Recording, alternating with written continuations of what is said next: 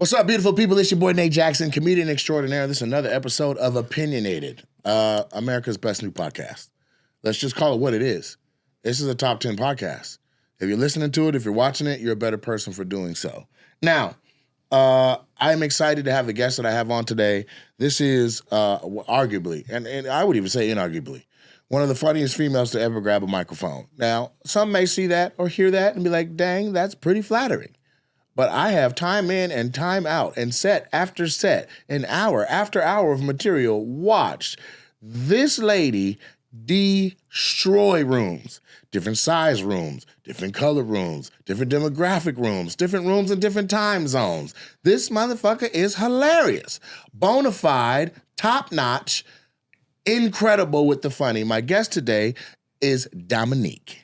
Nate. Huh? What's going on? Thank you, Nate. Man. That was a beautiful introduction, Nate. I try. That was excellent. It's hard to introduce people that you don't like or like they body of work. And you're like, man, you know, I'm gonna make a good intro, but this is different, man.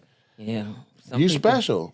Thank you, Nate. You actually special, and the whole world needs to know that. So where I can make it resound and I can amplify that, I'm gonna say that. But this is Dominique, y'all. Dominique is hella funny. And I appreciate that. yes, hella Everybody funny. won't do that. That's so kind. Hella funny. And so I kick it off with the segment that I like to call The Roses, which is sponsored by The Roses clothing line, my collection, The Roses Collection. You can go to therosescollection.com or you can go on Instagram to Roses by Nate Jackson. But the roses are here. Get you some. Get some for your friend, get some for your man, get some for your enemy. Everybody deserves some roses. And the roses I'm going to give are to Dominique. Dominique, these roses are for you for being a rock. A rock in a sense of the consistency that you have maintained for years. Like, that motherfucker don't miss. That's she's the mean Thank you, of Nate. not missing. I'm You talking about about to this. make me cry in a minute. That's all I'm Well, saying. shit, I'm already wet. So whatever you got to do. All right, then. I'm saying it. No, but for real, like there's scenarios in which comics can have difficult sets, right? It could be rowdy, it could be small, it could be medium, it could be a different demo than you used to. But I've watched you go in and time out, and it don't matter. You coming out with a W, big W. Making big fans. Like you listen, and here's another thing I want to give you some roses for. I had a point in the original club's lifetime where I was trying to make sure that we were able to stay open, everything was working. And one of my investors watched your special that came out with their mother. Wow. And they laughed so hard that they're like, man, can we get Dominique to the club? I said, have you looked at the website? Yeah. Dominique is next week. Absolutely. They came to the show and you tore their ass to smithereens with laughter. And unbeknownst to you, you bought the super funny comedy club franchise, the brand, some grace. Because if there was anybody like, man, where the money coming about? You know, restaurants don't make money for the first 5 years. Yeah, that's true. And we were breaking even, which is a combination of a lot of different things, main thing being me sacrificing. But things like that, when you don't understand the bump that it gives the entire business when somebody can come in and just smack their art, and then it vicariously gives cushion to anyone that was already like, oh man, I don't know what we doing, man. I don't know what's on the horizon, because if said person was like, man, you know, I don't like, they could really mess up some shit. But just through you doing you and being a rock, man, you crushed in a way that it wasn't just about laughs. It was about the future of the entire brand. I can safely say that. I appreciate those are my Nate. roses that I want to make sure that you get. Thank you, and I receive them. Thank you so much. Now, and it's good to hear people say that stuff in honesty, because I don't think none of that stuff about myself. That shit is crazy, huh? What do you mean? Because I always see where I can make improvement. I'm always trying to be better. I'm always trying to evolve. So it's like I don't never see that kind of stuff, Nate. I mean, I get it. I know they're laughing. Don't get me wrong. We're always Nate. working. Yeah, we always But working, you can't and I sit know up there. they're. You got amnesia. No, but I know they're laughing and stuff like that. But it's always, I always feel like I can get better. We can. Yeah, so I don't ever really look at We it should like always the be way you striving just to- described it. I don't ever look at it. I'm like talking that. about what I've already seen. Who knows what you're saying now? Good Lord. But I'll say this. If you don't know, Dominique was a finalist on season 9 of Last Comic Standing. Okay? And that is a show that arguably is already decided before people even get in front of a camera. So for her to get on, go into the finals, deep into the finals, and be shaking up shit and becoming, America's sweetheart, which is exactly what she did, is fantastic. So she talking about something, I could always, I can always. You act like you weren't a finalist on the show. I was, but that show was hard for me, Nate. Why? Because I had to write and everything had to go to the network because it was on NBC. So I had to write to pass standards and practices. Ways and means. Ways and means, yes. And so I had to write everything down. And I was like, this shit driving me crazy. Because my mind don't operate like that. I mean, like, I know what I can say on network television. Right. They were like, no, we got to run it through them. And I was just like, okay. Yeah, I remember the first time. So it was really hard for me. I can't remember what network it was, but they were like, we need you to transcribe what you're going to say. That's exactly what they did. So I'm in the room. I'm like, and then when I tell a joke, like, sometimes I switch it up. So I might not say it the way I'm writing it down. Exactly. So I'm writing these jokes down. And then one time I wrote a joke about my father, and they were like, this is my biological father. Okay. Not my dad that raised me. But I wrote a joke, and they were like, So it's two different people. it's two different people. Okay. One father that I consider my father that raised me, Okay. and then my biological father, Which one you call dad? The one that raised you. the one that raised me. What do you call the other one? I don't really call him anything, really. He has other kids, so I talk to my brothers and sisters because we're close. Right. You know what I'm saying? But I don't really call him nothing like that. Okay. I don't talk about him a lot. Okay. Now, when they see this, they not going to believe I feel this way, but it's different with different kids, Okay. I was earlier, they at the end of the order, so, but he, I wrote a joke about him, and NBC was like, is he going to say something? Is he going to sue? Right. Is he going to do this? I was like, he dead. They was like, oh, okay. I don't know that he was dead, but I mean, he wasn't dead at that time. I do know when he died. Don't misunderstand what I'm saying. I get it. You But killed him at because this- you like, man, get this joke off. Yeah, I'm gonna get this joke off. Right. And I don't know. He better not say nothing. Yeah, he wasn't. I don't even think he was dead at that time. But I Right. was like, I dare him to say some He shit. ain't gonna watch it, and if he do, I'll beat him He up. ain't gonna watch it. He ain't gonna watch it. But he could have. I don't know. He might have been dead, but I don't think he was at that time. What was the I joke remember. that it was worth killing your daddy for? Well, it was a joke about be careful, something about how you treat your children or something. Okay. It was a little bit of my pain, I guess. So it was about how you treat your children because you might need a kidney one day. Huh. Now you want to go through this order and see who blood match. Right. I'm not coming. You not even for the match? No, I ain't coming for that. I got to save it for my dad that raised me.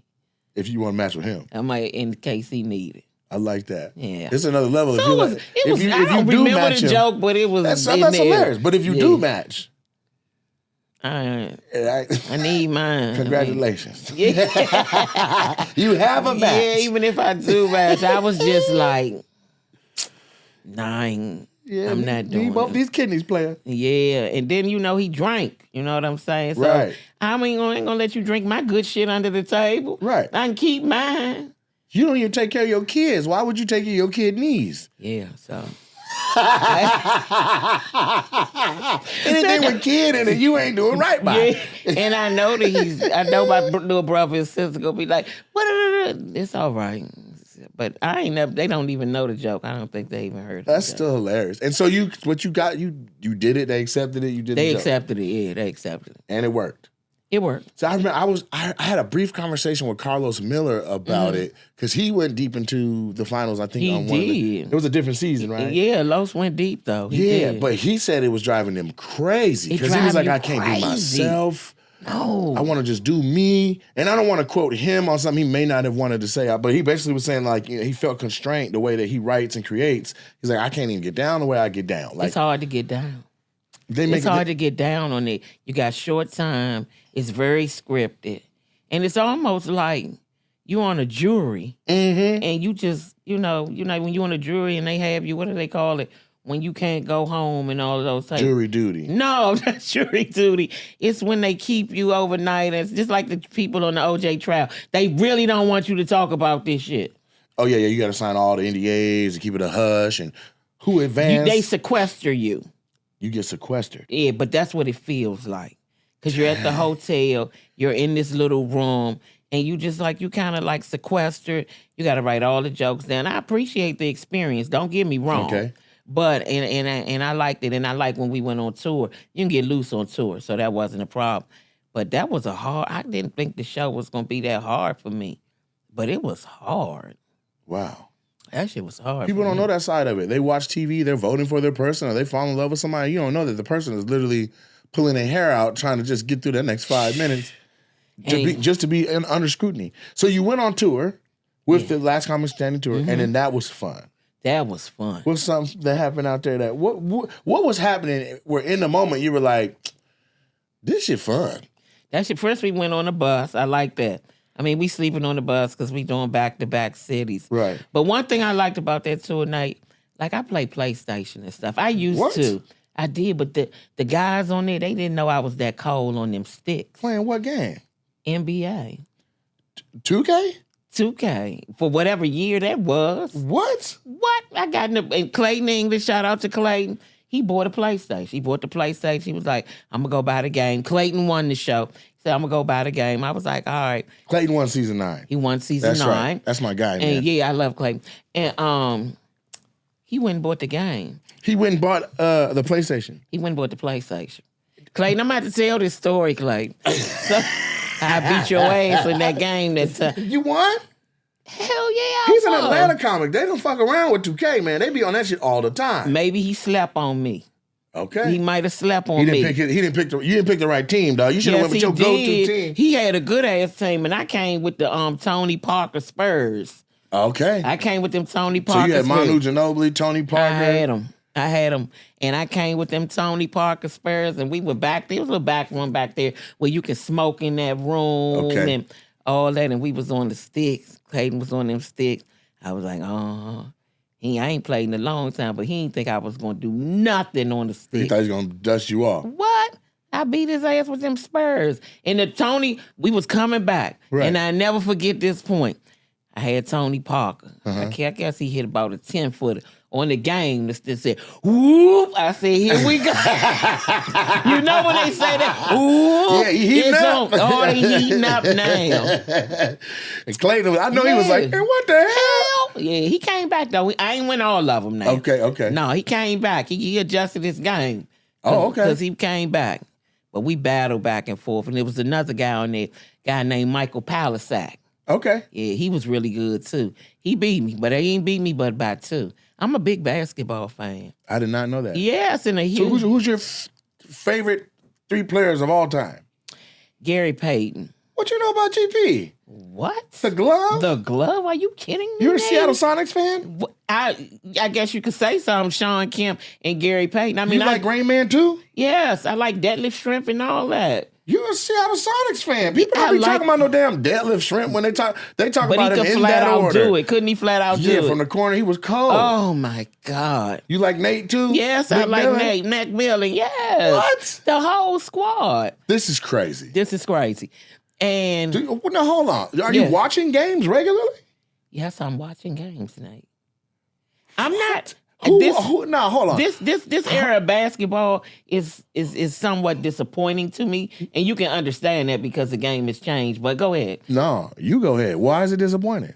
Because it's not played the same way. You like hand checking and physicality? Oh yes, I love it. I like you to get punched in the face every once in a while. So you like the Pistons? I love the Pistons, but I was rooting for the Lakers. Okay. Because I like the Showtime Lakers. But I respected the Pistons. What do you think about the Lakers this year? You think they're going to get the chip?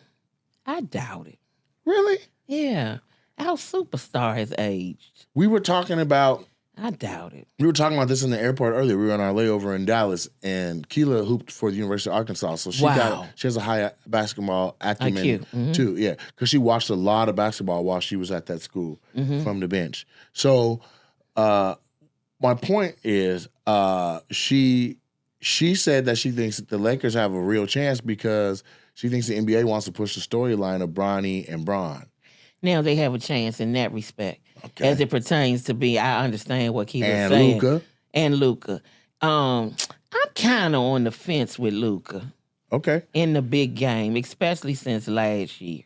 You think he may struggle with a lot of attention on him?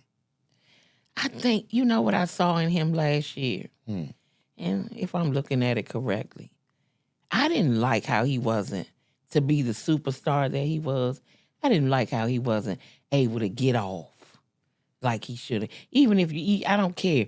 They weren't double teaming him. You let people lock you down. One-on-one. Mm-hmm. And that exposed him, if you will, to me. But he also, it looked like he was losing interest in playing in Dallas. He had put on, 40 pounds? He was chilling, drinking beer on camera in the locker room. I don't care. Once you suit up, your ass suited up. What did Kobe Bryant say? When they asked him, I don't know, he had some nick and ping or something. Mm-hmm. What did Kobe Bryant say? He said something like a little kid saves up all year long to see him play once, and he don't want to have an off night in front of him. He said that, but he also said, Nate, it's a difference between being injured and hurt.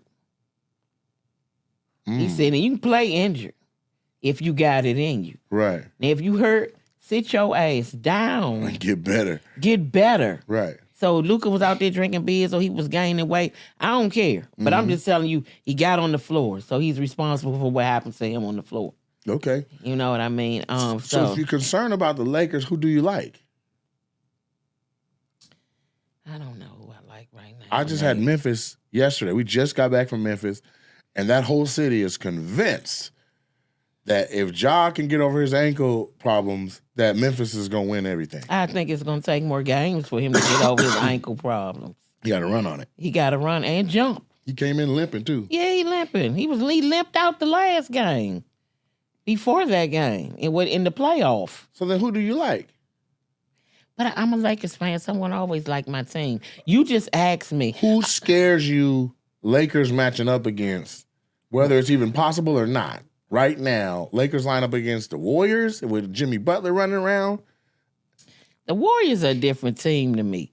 Because one thing about the Warriors, you think Steph and Draymond and all them guys, but then they get to having these sparks of nostalgia and to run your ass out the gym. Right. You be talking about Steph ain't hitting nothing, and all of a sudden, whoop. She's heating up. Oh, my God, he's heating up, Nate. So you can never say with the Warriors. Right. But greatest shooter ever. So then how do you count them out?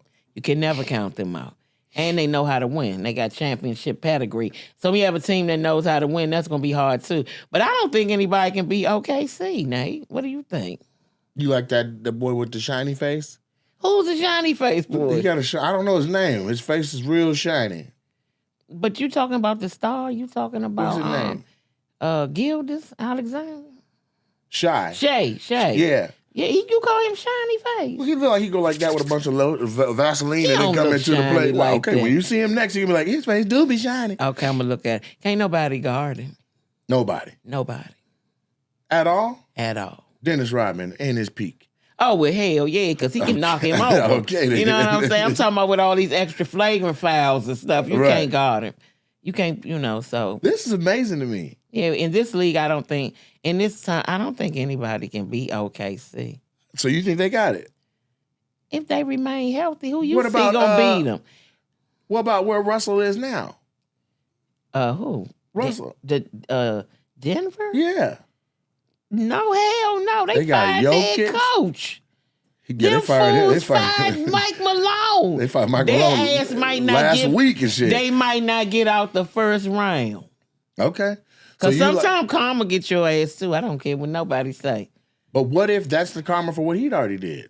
I don't know what he did, but I know he was a good coach. And this is what I was told. I wasn't there, but if it had anything to do with people not liking his his coaching style and all that, that's childish shit to me. Y'all grown men. Like it's like the players going against the coach? Yeah, they didn't really care for him and the way he coached or whatever. So there's a coup? They got him up out of there? I think it was a coup. I don't know. I wasn't in. I always say this. I wasn't in the locker room. Right. I'm not on the inside, but from what someone explained to me, I don't know if they told. I feel like all we got to do is be patient because all these hoopers got podcasts now. and there's gonna be a tell-all episode where somebody say what it was. Tell it. Yeah. Yeah, and then you gonna know what it is. Because right now you taking up for Mike Malone. Right now I am, but that's only because of what I heard. If he come out and they say Mike Malone called somebody a monkey. Then shit, that's not real. Well, Paul, I'm just saying. When did he say it? He ain't just say it. If he just walked in the, no, he ain't just say. He walked in the locker room. He was like, "All you ass monkeys need to get up." Yeah. Well, then they should have whooped his ass. Then. I'm just saying, if they should have told the front office we beating his ass. Yeah.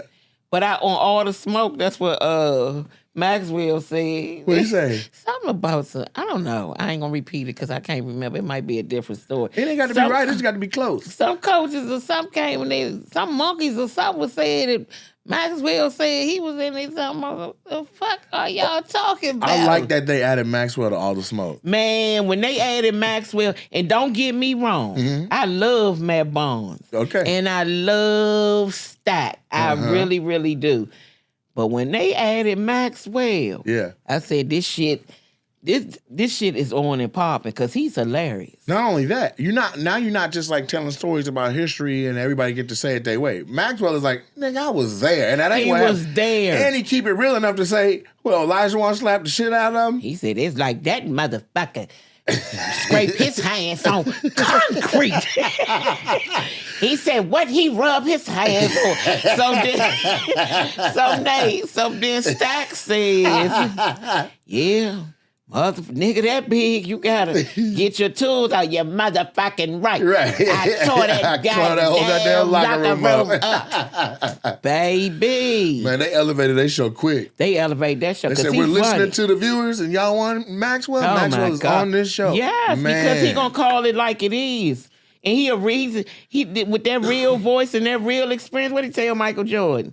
He said, I told him, motherfucker, don't touch me. Right. All up in his spinning and flying in the air. Right. Put your hands on me. Said, all I saw was that nigga's feet for 90 minutes. Just flying all over the goddamn All the place. Smoke is a great podcast. That's amazing. It's great. So yeah, man, they're doing their thing. So I am, I don't want to say blown away, but I am definitely,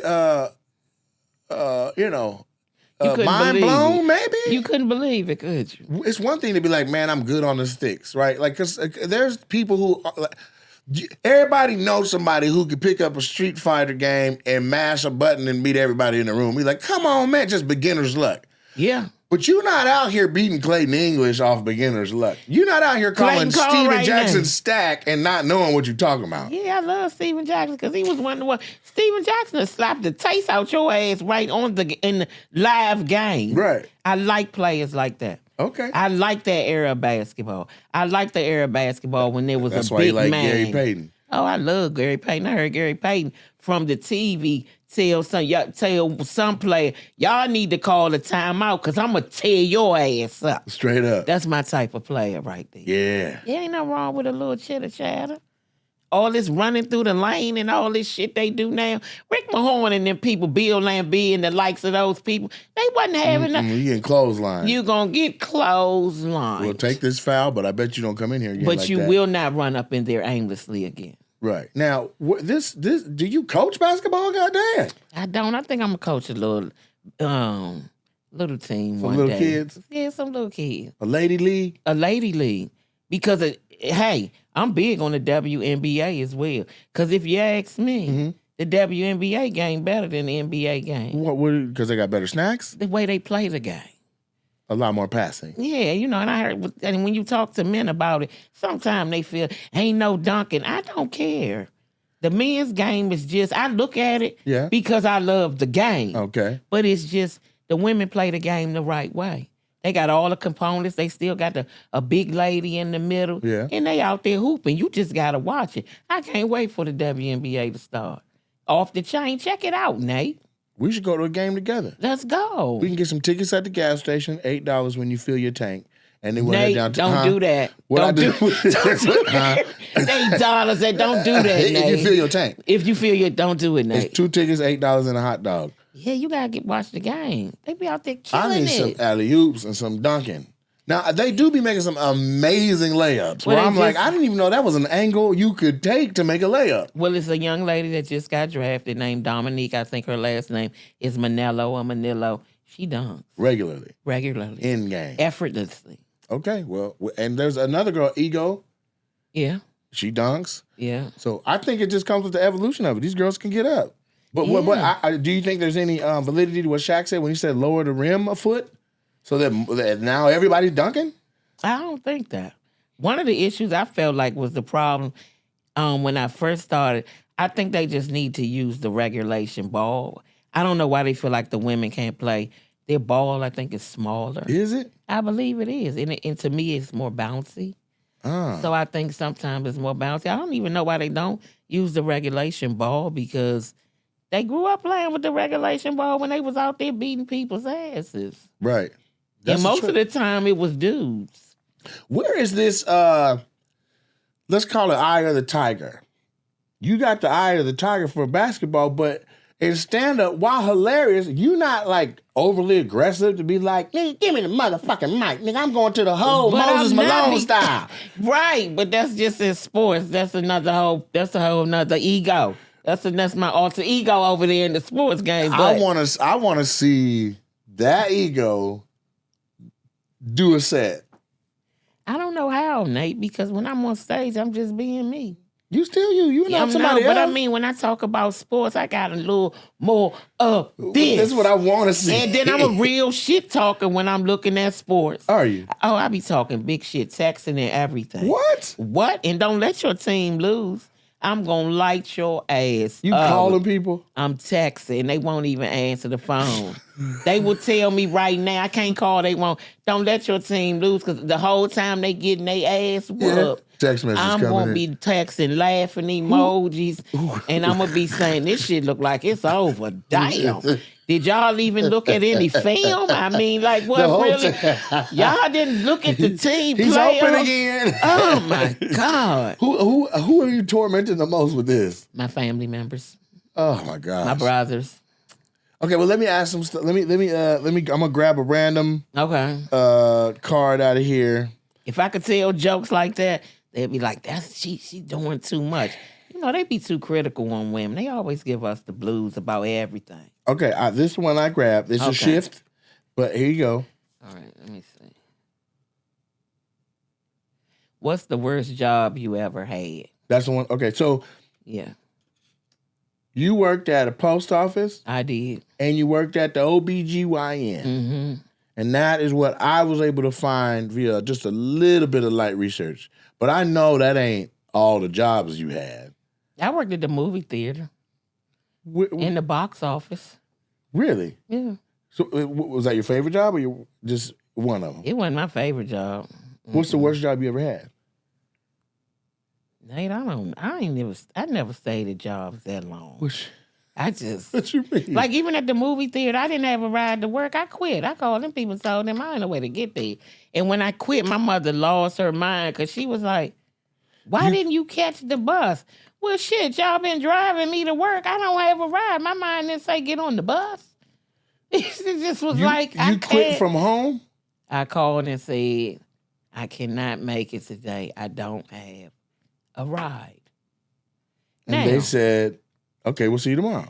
And I was like, so I'm just not I'm not coming back. I'll never have a ride. Yeah, I'm not gonna have no ride because I'm not about to catch the bus. I ain't feel like that shit. Did you ever go back and watch a movie there? Hi, y'all. Oh, no. I didn't watch movies there anyway. It was new though. It was new when I worked there. So I just quit. I was just like, I don't have no ride. My mother's like, you gonna have to figure out how you gonna get to work. Okay, I don't have no car. I was never thinking about the bus. It was never entering my mind. That I'm getting on city transportation. Not for that job. I take city transportation.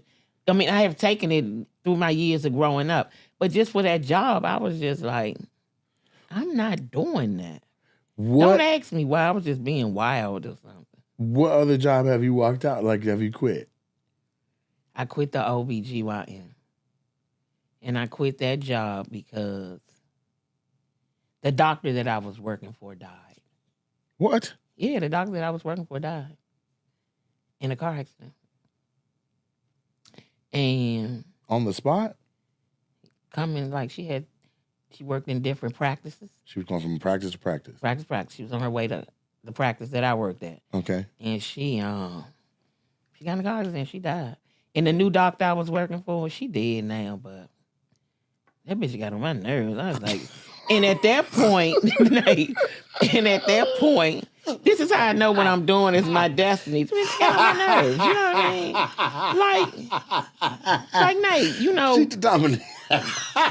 Nate, seriously. She dead now, but she got on my goddamn nerves. It's crazy. Nate, because it's like she didn't respect the fact that we were grieving. You know what I'm saying? She took over our patients because, of course, we have OBGYN. Oh, the new doctor came in after the other one passed. Yes, and they were friends. But when you work at a OBGYN, you have patients that are pregnant. Okay. So they have to have continual care. So you have to have a doctor replace her. So I knew who she was. Okay. But I wasn't working for her. Because my doctor my doctor was living at that time. I knew they were friends, let me say that.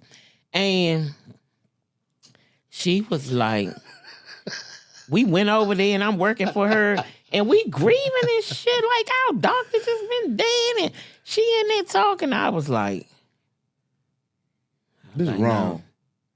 I was like, this shit wrong. This bitch getting on my nerves. But this the part of the story. In that process, I had begun to do stand-up. And I had been doing stand-up. This when you went down to the Comedy Connection. When I went down to the Comedy Connection. And all of this. Uh-huh. And I wasn't getting a lot of laughs. But I was getting enough laughs to say, well, damn. I got something. There's something going on Right. here. And I had been going and they like me and you know, I was going to people and it's not a lot of women. So it's not a lot of women. So when they wanted somebody, you know, can you do this rum? Can you do that rum? And I was like, okay, I'll do it. And then one day I was just like, she walked through the break room. I was like, fuck this bitch. You know, that's what my mind said. When she walked through there, I was like, fuck her. You know what I mean? Like, How did you quit, though? You just walked out? I never came back to work. And one of the women that I worked with, she was still there. I was like, I'm sending my unemployment papers. Take her stamp and stamp it. Damn. So I can get my, she said, I got you. I said, look for them in the mail because they coming. I ain't never go back. But you got you a holding deal out of there. Yeah, I ain't never go back. I got my unemployment. And I just started doing stand-up. Okay. And I guess the rest is history. I'm sitting here with the great Nate Jackson. You did. The great Nate Jackson? The great Nate Jackson. What? Yes, you great at what you do. Hey, man, I'll take it. The great Nate Jackson. I'll take that moniker, but I mean, I am so impressed with what you have done that calling me great is wild as hell. But here, just pull one more of these. Okay. We do one more question and we're going to slide. But I want to know I don't know what you're pulling now. These are at random. Who are your heroes in real life? Who are your heroes in real life? Mm-hmm. Your mama. My mother. Who's Hattie? My grandmother. Hattie Clee? Hattie Clee. Okay, because that's your LLC. If it ain't too much to say, but that's how I know. No, Hattie that's Clee. fine. That's my S corp. That's my S corp. Hattie Clee. Yeah, listen, get your business together. You heard Hattie that. Clee Incorporated. Not just an LLC, an S corp. Yeah, you better get your business in order and take all your damn money to IRS. They cold blooded. Man. I got a Black Jesus check. It was almost like I wasn't on set. And you did hella seasons. I did that, but before I had my business in order, them taxes. You had them paying you direct? Huh? Yeah, just before I was up on game. Oh, man. And they passed out checks. I was like, what's this? No. Pull up the contract, because this is wrong. Right. They took all my money. Damn.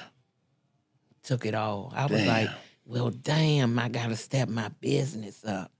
Well, here's what I want to know. This just popped in my mind right now, and this is what I want to know. Because you are one of few comedians, even though there's a lot of comics that did what I'm about to talk about, but you're one of the few comedians that I know personally that was literally a part of the Chappelle Show. Now, I've done shows where there are huge personalities that are part of, like the Young Rock literally was Dwayne The Rock Johnson's life. Yeah. We met via Zoom. We did our table reads and all that, but we didn't he probably to this day may know like, oh, that's Nate Jackson, or he might just be like, yeah, that kid did a good job playing JYD. Do you know Dave? You DC, he DC. I do know Dave. Really? Yeah, I met Dave. I think I want to know this nigga so bad. Now I don't know him all like we all hanging out together, but I do know him. But if you drove to Yellow Springs up on his property, he would know who I was. Yeah, you saying like that? I want to know Dave like that. Yeah, I want to drive up. Dave. No, I want to share cigarettes. Come on, Nate. I got a whole. There's 4 stories. Every time I met Dave, and every time I meet this nigga, he be looking through me, and he don't know it's me. But he been borrowing cigarettes for years. Nate, you got too many connections. Nate. All you gotta do is make a phone call. I'm sure he knows you. I am of the thought that everyone knows everyone. It's too small of a business. I think he knows you. When do you see him? Is he working? I mean, like, what's the circumstance? I mean, the last time I saw him, he bumped everybody at the Improv, and then I got unbumped because I said D-Ray, because I wanted to do JFL. Okay. This was a few years ago. And you went there and demolished JFL. No, didn't. I could not get it. No, but this last time. Oh yeah, for sure. Yeah. But that's later. At this time, I'm just trying to get. I can't even get an audition out of them. Mm-hmm. So they told me that they were auditioning JFL callbacks or something in the lab on a Monday night, and D-Ray's room was right there. So I go over and finesse to be like, hey, I know you guys only came to see your own showcase people, but I'm about to perform next, and I know y'all have not seen me. So if you get a lull in your programming, could you please peep through this back door and watch my set? Mm-hmm. They're like, okay. We don't normally do no shit like that, but if we get a lull, we will. It's not a promise, not a guarantee.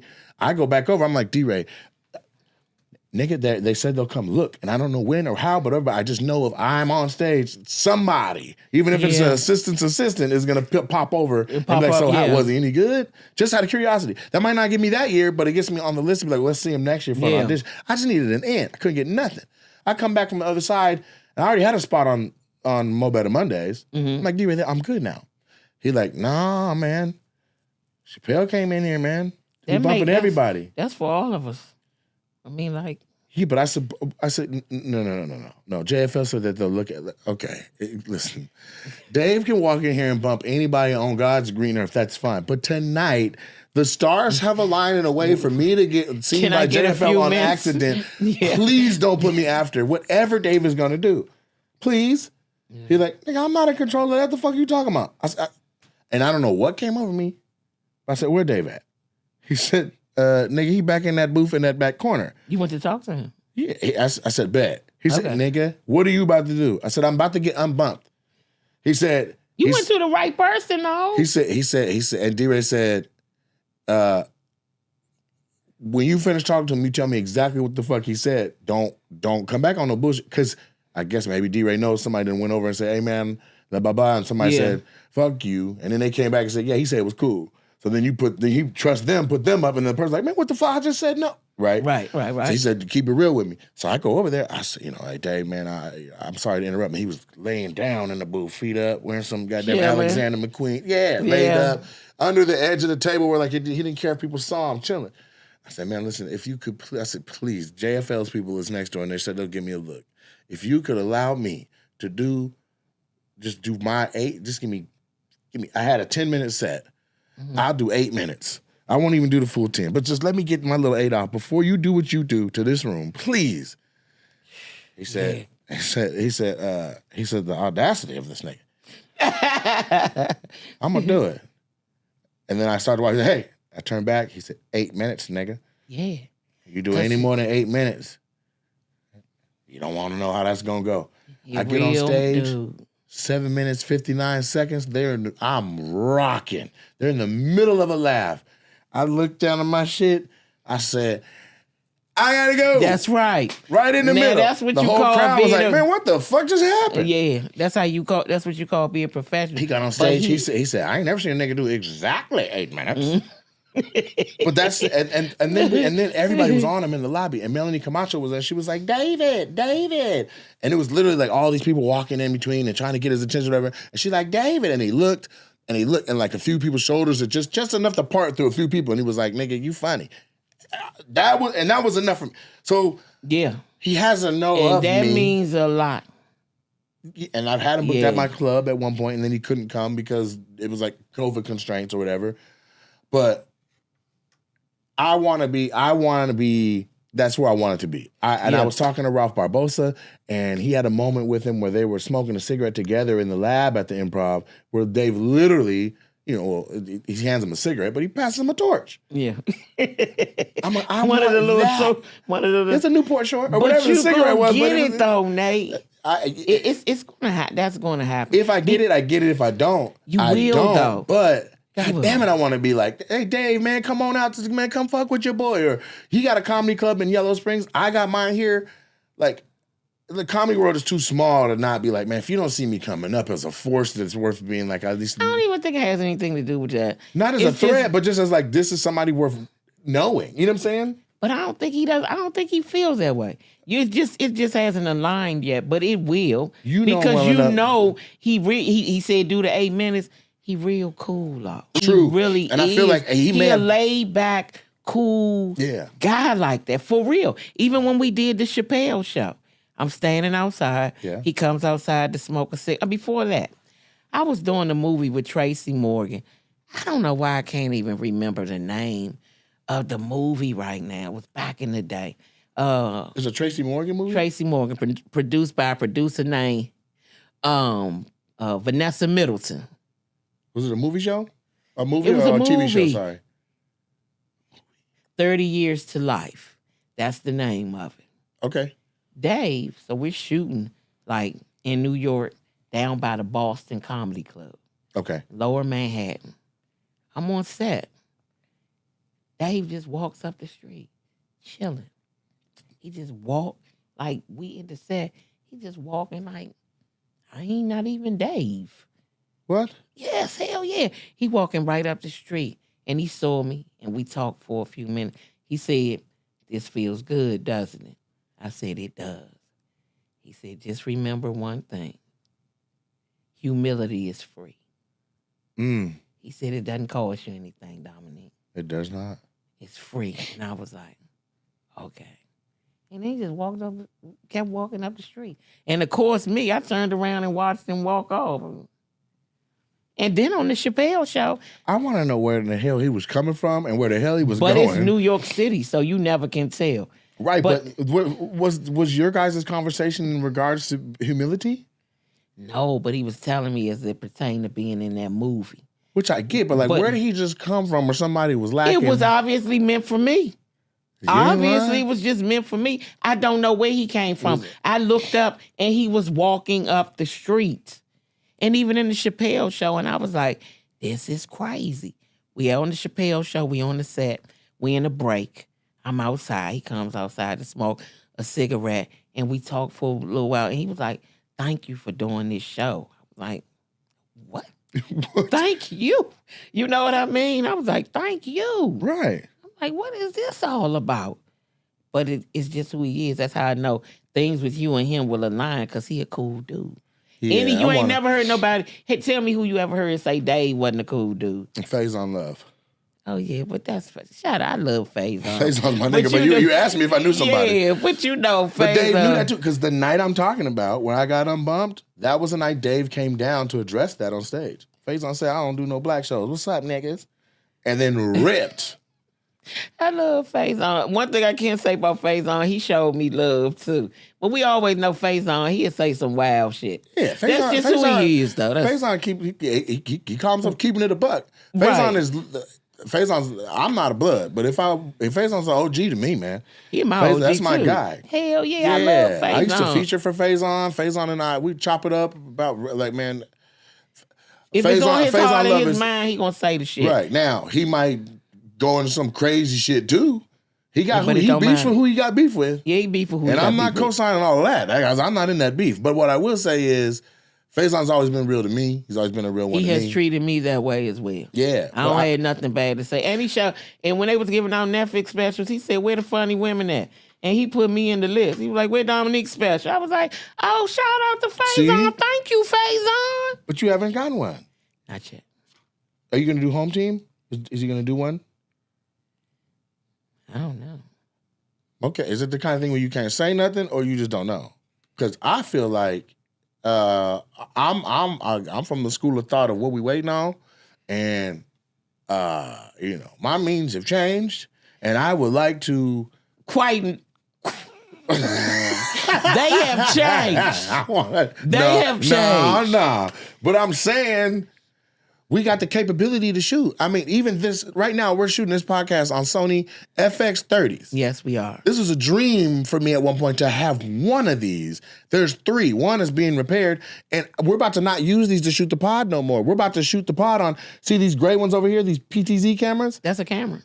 Absolutely. It's a camera that you can, without anybody even in the room, it can point and zoom in on you and give us different shots. So, yeah. And those are 4K. So if this is on now my backup, you can, there is parts of my Netflix special this camera it captures. Oh. You know what I'm saying? Like if you understand lenses and glass, and if you rig this camera up right, these 2 cameras right here, you can shoot a feature film on. And I'm not bullshitting. There's feature films shot on these. So what is we doing? Now you need a theater, you need audience, you need cameras, and what, we need material? No, we don't need no material. We don't need material. We don't need no outfits either. God damn, Dominique, you out here. We might need some outfits. Wearing peep toes. Peep toes. That shit is fun. They was like peep toes. Not the peep toes. Not the peep toes. Little fashionista. You gotta kind of look decent, especially in these video times. They'll tear your ass up. Yeah, they will film you. You and can put look you nice online. and they'll still fuck you up. Yeah. You be like, that whole outfit, that look nice. They be like, not that goddamn socks though. Right. You be like, come on now. There's somebody in the comment I just addressed. They're like, damn, he loved that little shiny hoodie. But before I can even get to it, somebody was like, nigga, that's his brand. And I was like, yeah, I got a couple hundred of these, player. These are on sale. Oh, they gonna tear you up. I'm gonna wear my own shit now. Yeah, you supposed to. Why wouldn't you? Who doesn't do that? Yeah, they gonna tear you up. I wonder, does Dave know he's moving like a mystical wizard and shit? Like, does he know that his behavior is creating legendary stories? I don't know if he knows. I feel like do legends really, really recognize and know that they're legends? I don't think he knows. I just think he's being himself. He has to know. You think he knows? Hell yeah! Because what would you do if you knew you affected people in that way? Wouldn't you manufacture it maybe a little bit?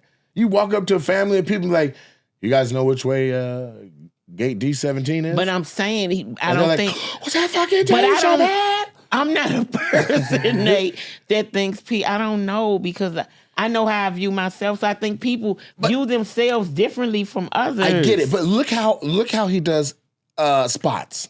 He'll come, he can do a show, you can't market him, and then boom, Dave Chappelle. Like, he has the world tour, but he'll come and do a little spot. Like, he'll do a club my club size and smaller. And he gotta know he's moving like that. Like, he's a legend. He is, but I don't think he thinks about it that way. I don't think it affects him that way. It affects us that way. Because if it affected him that way and he felt like, yeah, I'm this legend, woo, woo, woo, he probably wouldn't be popping in these spots.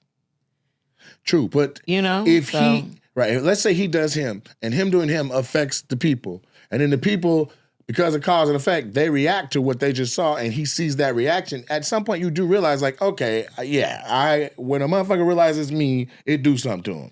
Okay, but let's say this. Maybe he does recognize it, but it's not anything that he holds on to. It's not a part of who he is. So, yes, he recognized, okay, they're happy. They know it's me. And then he's back on just to being himself. I can see that. Because one night I was in the Dime. You been to the Dime? What's the Dime? It's a little dive bar in Hollywood. It holds like 100 people, maybe max. I don't think I've been in there. It's on Hollywood. Oh, is it on Cahuenga? Yeah. Yeah, I did it with Dave. See what I'm saying? And so I'm in there, and bars close at 1:30, 2 o'clock in LA. And then the little bar right there, then you can and then there's a DJ booth, and you can smoke. Stand right there too. Yeah, is that it? Yeah, that's it. I think that's it. They closed the doors to the public. Mm-hmm. Whoever was in was in. Yeah, that's true. And then Dave was sitting up high, just chilling. He was smoking a cigarette, and I was like, nigga, this shit is fire. And I know he was just doing him. He wasn't doing anything mystical or nothing like that. I'm gonna be honest with you.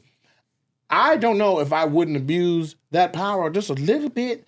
I would walk up to somebody smoking, like, you got a lighter? And I know I might have a lighter in my pocket already. Yeah. I just want them to be like, oh yeah, let me see what I can. Oh shit. You know what I'm saying? Smoke with them and walk off. They got a story forever to be like, man, I swear to God, I was standing outside the Denver airport. Dave Chappelle walks up, asks me for a lighter. We smoke, we talk about family. Then he just leaves. And then he from D.C. Yeah. So you got to know our culture too. Yeah. You know, he real laid back. He real chill. Yeah. And I'm not going to say he's unaffected by who he is. Of course, he knows who he is, but he just take it all in stride. He not really, I think he does know his legend and he does know who he is, but I don't think he's not impressed. I don't think he impressed with it like that. Okay. You know, because that's like almost like the thing we talked about at the top of this. Yeah. Like I don't see all that stuff you said. I'm oblivious to those things. I can see when that. I think about in my head and in myself the things that I want to do and that I have to do. Yes. You know, you become oblivious to those things. I'm not saying that I don't feel like I'm good at the craft. I'm not saying that, but the way you describe it and the way some people describe it to me. Yes. And even when people tell me, I remember I tore up the club one night. It was a competition. And I think it was McGriff, comedian out of St. Louis. Yeah. He said, remember when I was at that competition? We were in the competition. And he killed it. Okay. He killed it. Yeah. He killed it. I ain't mean to put that T on there, killed. He killed it. But he didn't win. Okay. And you know, when you're in competition and you don't win, you feel away. Yeah, you want to win. You want to win, you know, and especially if you feel like you better than the winner. You're like, I did better than that. What did they see? He went off. He said, and you walked up to me and said, put them people's furniture down.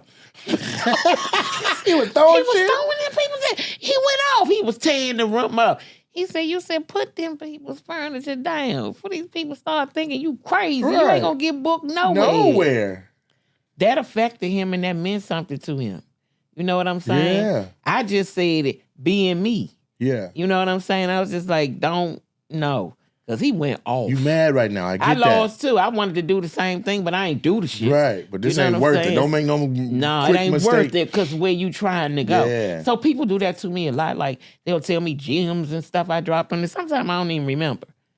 You know what I'm saying? And then I'll have a lot of comments. I had one comment. I just think it's just the way you view yourself. I don't think Dave impressed like that. And we know who he is and we know how great he is. So this is what I think. I agree, but I'm going to take straight from what you just said. When you said, and Dave's from D.C., and we just be cool and we chill like that. We laid back kind of people like that. Yes, but I'll say this. We got some wild banshees, but... Yeah, but you doing the same thing. You got the epic touch. Because McGriff pulled you to the side to tell you a moment when you were a voice of reason in the middle of his storm that he won't forget. You do the same shit. But you already moving like the legend you are. Why you saying you don't think that? That's what I'm saying. Y'all do, and DC comics, y'all know. I did a gig with Tommy Davidson at the Parlor. They have a bathroom at the club for the comics, and Tommy was like, I don't want to use that bathroom. I'm the same. He want to walk across the street. He want to see the people outside. He want to interact, and people are like, oh shit, Tommy Cat. Yeah, but sometimes I don't want to use the bathroom. I go way back to my hotel. I'm like, I'm not using it. I can't put my shit gonna be dragging on the floor and shit. I gotta work in these clothes after I pee. You know what I mean? I'm going to my room where I can lay my pants on my bed. I'm not doing that. But we just, we just chill like that. But I think it helps you, not to. I don't think you're supposed to believe your own hype, or if that's the right word. It goes back to what Dave walked up to you and said when you were on the set of Black Jesus. 30 years to life. With Tracy Morgan. He said humility is free. It don't cost you nothing. And until people meet you, they think you a certain way. People meet you. They assume you're going to be. Yeah. People assume that about me, and I'm like, even the managers at the clubs, Nate, they like, you just so easy. And I'm like, why am I easy? Like, you don't eat, you don't want nothing to drink. Yeah, I'm the same way. My rider is like a black towel and a water. Like, I don't need nothing. I don't need nothing. I don't have no whole bunch of people drinking up y'all top shelf liquor. Yeah. I don't want to get paid in chicken wings. Right. Keep my shit separate. Pay me everything Everything we discussed and we agreed to. No, I don't want to see nothing on no expense sheet I didn't do it. They like, you so easy. And I ain't, I don't be all hype like that. I mean, it's work, though. It's leisure. What we do is it has a leisure atmosphere. Fun. It's fun, but we still here to work. Yeah. And I know blacks don't crack, but I ain't young as now. I might appear to be. So I'm chilling. How you feel? I feel great. Well, then that's what matters. That's all that matters. I feel great. That's all that matters. But I'm just, like I'm saying, I'm just older now, so some of the stuff I be like. I met Cheryl Underwood was here. So Cheryl was going around to some spot. So you talking about this weekend? This weekend. So she was going to You saw her out? I saw her out. Where? I talked to her on the phone. Some after set. Mm-hmm. I saw her over there. And she said, come over. I just went over to speak or come to the little set. I said, okay, yeah, I'll come over there and chit-chat with you. And I was... At the other comedy club? No, it was... She was somewhere else? It was somewhere else. Okay. Somewhere like, I don't know. It looked... I can't even think what the name of it. Was it a restaurant? They sold food, but it was... People seemed like people were partying or something, too. The Elks. Maybe. It was when you walked in, it was wide open with seats on one side, seats on the other? I never got in because by the time I got there, she was leaving. I'm just going off what... But the point I'm trying to make is how boring I am. When I called and said, I'm on my way, I was so happy. She said, well, I'm getting ready to go. I was like, I'm 5 minutes away. Gave a hug to go back to my room. I was like, thank God, because I ain't even feel like that. I was like, she killed that. I was so happy, Nate. I was like, because I ain't feel like going, oof. That was so good. That's what's up. Yeah, so I don't be. So you and Cheryl are good? Yeah, we good. I'm good with everybody, though. Cheryl came through and did me wild. And so we'll have to sit down and go. Her and I need to chop it up so that we're all on the best of... same page. And... The best of terms. Yeah, because, you know what I'm saying? I understand that the way we do business is based on our experiences in business, right? But sometimes you can take your bad experiences and apply them to a good situation, and you can mess the new thing up because you worried about what happened before that had nothing to do with the new thing.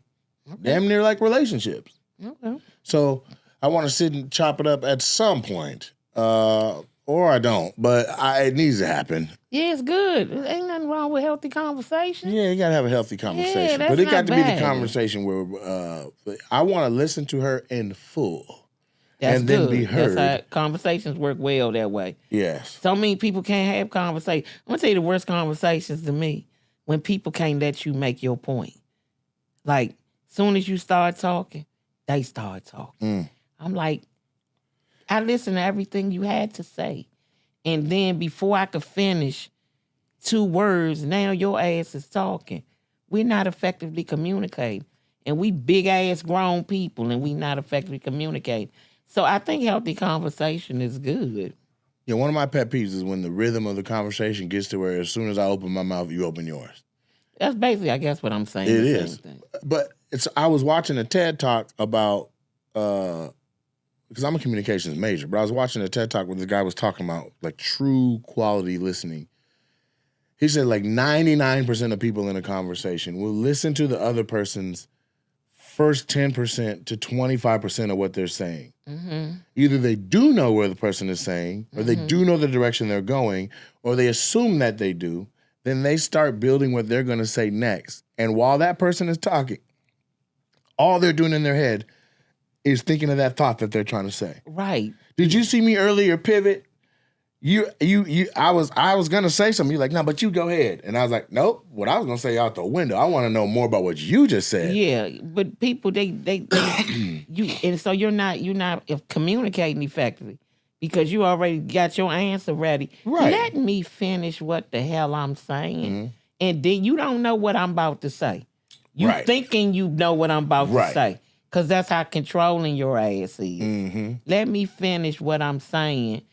and then say whatever you have to say. Because I don't have an answer for you in my head about anything until you finish what you're going to say. I don't know what direction you going in. Even if I think something, you might turn and say something totally off the wall. So I think good conversations on. You're a good listener. Yeah, I listen. And I pride myself on that same thing. But here's the thing. I'll say this. One of the things I've been able to do a long time, even as a little kid, was I'm intelligent, and in a conversation, I can effectively know which way somebody's going or what they're going to say. A lot of times before we even talk, I have gone through every logical strain and I've overthought it. See, I don't be doing none of that. No, I do that. And so, but this is the thing. So what he was saying in the TED Talk that really stuck out to me was like, even if you do that, true listening is having enough respect for who you're talking to patiently sit, even though you have the point, even though you have the checkmate in your hand. The next thing is patiently sit and let them get that thing out. Let them get it out. Yeah. Let them get it out. Yeah, and I didn't always be like that, especially if there was emotion behind it. Right. You know what I'm saying? And you don't always have to answer right away. Because sometimes when I'm listening, sometimes I have to take a pause. Especially if you say some crazy shit, I'll be like, okay. And this motherfucker playing with me. So let me see how I'm going to address this. Very diplomatically. Because I want to scream the shit I'm about to say right now. But I'm going to sit here and say, okay. This is what I think. Yeah, because you ain't about to be. But I don't mind listening. I hear you all the way out. You strike me as the type of person that while this is what I do know. What? Before the conversation start, I know your character, so I already know if you full of shit or not already. Right. But so I'm going to listen. I'm going to be like, okay, maybe it's Easter. Maybe it might come from, it's Resurrection Sunday. Maybe you might come from somewhere different. Right.